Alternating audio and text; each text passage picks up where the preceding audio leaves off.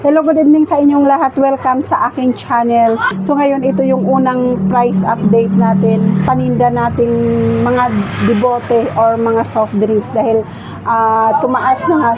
So hindi lang naman soft drinks yung tumaas na paninda natin. So yung mga sigarilyo yung unang nagtaas ngayong 2026. Tumaas na mga paninda natin. Ngayon, yung update naman natin yan, yung mga soft drinks natin na paninda na mga mismo, debote. Dahil yung mismo, unang nagtaas. So, ngayon, yung sumunod naman, yung mga debote na soft drinks natin. Hindi lang yan yung tumaas, pati yung alak. So, pati yung gin at saka Red Horse. So yun yung mga unang tumaas bago yung soft drinks natin. So ngayon mag-update tayo ng price ng alak natin at saka yung mga debote at saka yung mga paninda natin mga soft drinks na debote at saka yung mga mismo. So ngayon ang price nito, isang case ay 199. So, dati yung price niya, isang case ay 192. So ngayon tumaas na siya, 199 na isang case. Dahil gumagamit na tayo ng kuryente para lumamig to, so kailangan din natin magtaas. So, ang bintahan ko nito ngayon, 22 pesos. So, ito naman yung pangalawa, yung Sprite mismo. So, same price lang siya ng Coke mismo. Is 199 isang case. Ang bintahan din natin nito ay 22 pesos. So, ito naman yung Royal mismo. Same price lang din siya ng Coke mismo, 22 pesos. So, ito naman yung RC Cute natin. Ang puhunan nito, isang case, 125. So, ang bintahan natin nito, 15 pesos na. So, 5 pesos lang yung itinaas niya per case. Tsaka ito naman yung C2. Ang puhunan nito, isang case ay 298.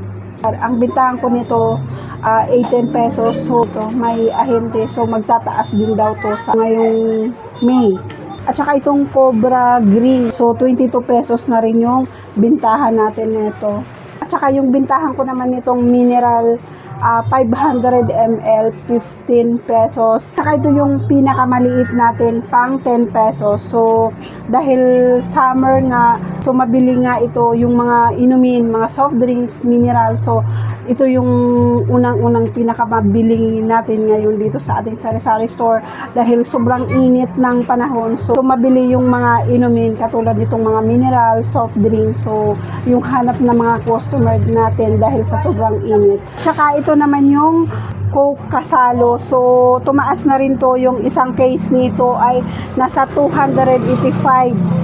Bintahan ko nito ay 33 pesos sa ngayon dahil tumaas na nga to.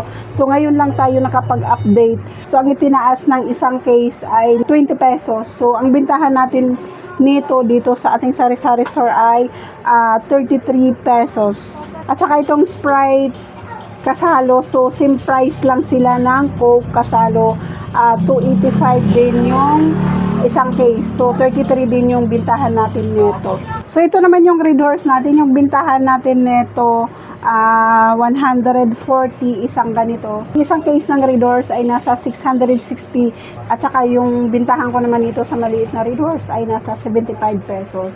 At saka itong gin bilog, malaki ang tinaas nitong gin na to dahil dati yung isang case nito ay nasa 1,560. So ngayon ang price nito ng isang case 1,610. So ang bintahan ko naman nito ay 75. Ito naman yung gin 4 cantos. Ang bintahan ko nito ay 150 isang peraso. So, dun sa mga kapwa ko sari-sari store, so, kailangan lagi natin i-check yung mga paninda natin. Dahil ngayong May ay magtataas na naman siguro yung ibang mga paninda.